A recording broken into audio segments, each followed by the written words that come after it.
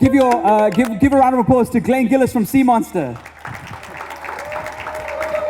Hello, thank you so much.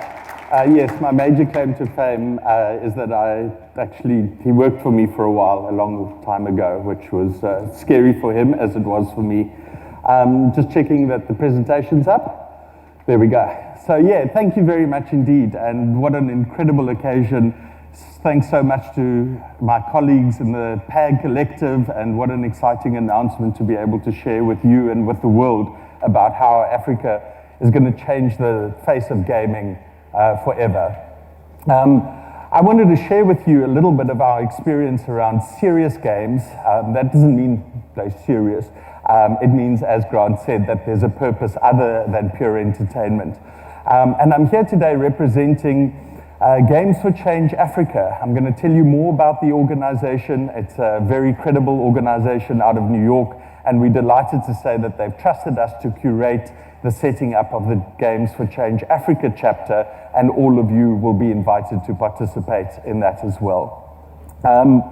So as we've seen from the presentation that PAG just gave us, other data sources, and as many of the speakers over the coming days will share with you, this is an industry that is growing phenomenally and really is ripe with opportunities, business opportunities, but also opportunities to affect change.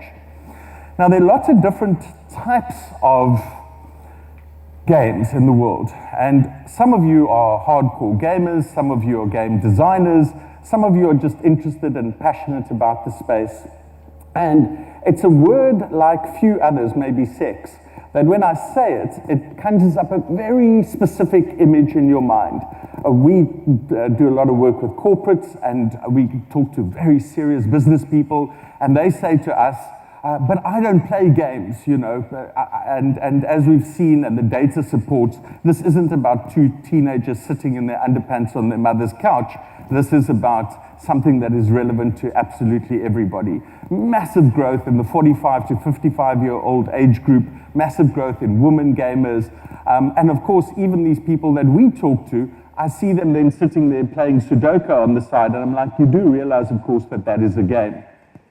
So the question is, what makes a game?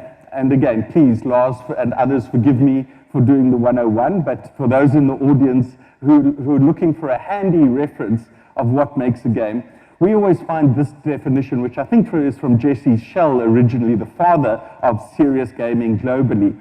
And he talks about a game has got a goal, that seems fairly obvious, it's got rules, and it's got feedback, or else how the hell do we know where we are? It sounds like COVID.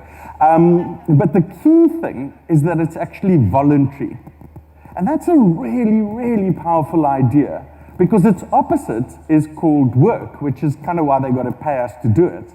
So for us, it is those four criteria which always need to be front of mind when you think about what makes a game. And this idea about it being a voluntary activity forces you to put yourself into the player's shoes. So the fancy-ass term for this is human-centered design, or whatever other term you want to use for it, but it's really about why. Why should I care? What's in it for me? Why should I come back? And these are things that every game designer thinks about. But are the people who are applying this logic in other areas also thinking about putting the user at the center of this experience? So it goes by many names. I don't really care what game term you use. People are talking all about gamification and whatever that might mean. There's edutainment, so there's an element there, of course, of learning and entertainment. Applied games, simulations, these are all things that are all part of the serious gaming industry. The term that we like the most is Games for Change, because it speaks about how we inspire behavior change in the world. And that's something that certainly at our company, Sea Monster, and I know many of you, is we want the world to be a better place. And that seems to be one of the common themes that unite gamers mostly around the world. But just look at the growth, bottom left, you can barely see it, so I'll read it to you. But right now, that industry, just the serious gaming part, is already at least a $3.5 billion a year industry, and that's going to grow to $24 billion in just 2 years from now. That's just an incredible growth. Again, show me which industry is growing at that speed. So let's just dive a little bit deeper. And what I'm going to do now is just talk to you about some applications of where serious games can be used in the real world.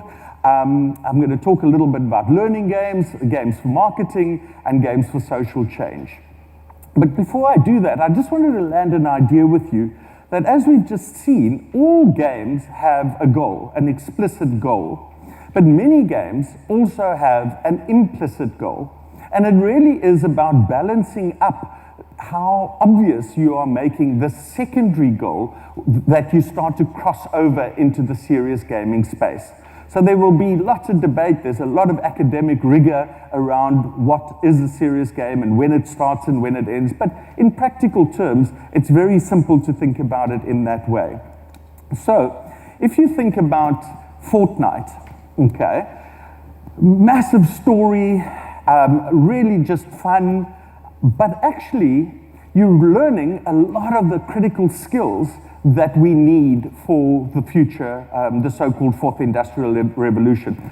As Alderman J.P. Smith was saying, is you're thinking about design thinking, about teaching empathy at skill, teamwork, communication. By the way, we run a consulting services for parents. It comes with lots of wine, and we will show you what your kids are really learning when they play Fortnite. But you can see that that implicit learning is actually quite hidden, and unless you are deliberate about it, it's not really a serious game. But if you think about the things that Minecraft have done, is they deliberately went out and said, let's, in addition to the amazing experience which Minecraft is, let's also deliberately shift it out and build a syllabus around it. And I think that there's one of the best use cases currently in the world around how a pure entertainment game is then repackaged within an explicit learning context. That's really cool, and I hope that we see many more of them. Because the good news is you don't need to get your customers there. They're already there. What you need to do is you need to layer this additional piece of information on top of it. And then, of course, we get to things like pure simulation. And if we start to think about AR and VR, a lot of what we're seeing at the moment is really just simulating the real world. If it's dirty and dangerous, then let's think about how VR might be applicable to it. But there's no real story or narrative to that. It's literally just the real world replicated. There are absolutely use cases that apply in that context. But as we double tap down onto why this is so important in the world, it's that we clearly have to get over this fixation that we have around wanting to impart content to our kids or even to people in the workplace. It really isn't about what you know, because Google knows everything. It's about how you apply those things in the real world. Companies like Amazon and others no longer require a university degree as an entry requirement. What they're saying is, can you do the work? Because that to us is a far better predictor than whether you've got a piece of paper that says you can do the work. The game industry is legendary for this. Not that there's not a need for formal education, but so many people will come from other disciplines or they will have self-taught and they have an ability to do that. And clearly, what we need is to become more competent in this knowledge, and that's where habit forming comes in. And for good or bad, games are really, really good at understanding how habits are formed and how to reinforce them and apply that learning. So that's something that is massively of interest to us.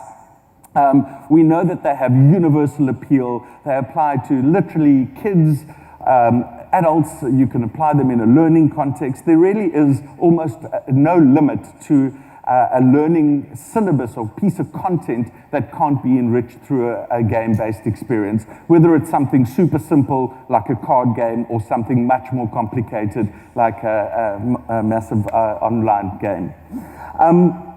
We're particularly excited also about how serious games can connect the digital world and the real world.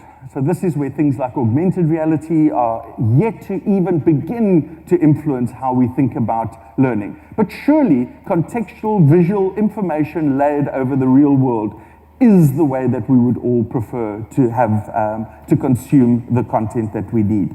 So the time is right. The time is for all of us who've struggled through e-learning experiences over the last couple of years where we all zoomed out.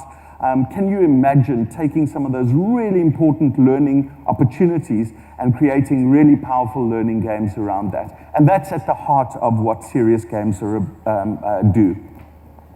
Where a lot of the activity has been traditionally is in social purpose games. Lots of NGOs, lots of government agencies use games because they realize that games are very expensive, except compared to all the alternatives. Because if what you want to do is you really want to drive deepen engagement with people around something that might not be as sexy or as topical, games are the way to do that. And so across Africa, we have a huge range of non-profits and government agencies already using games. The challenge here really is, what is the financial sustainability with that? You know, it's an expensive thing to distribute.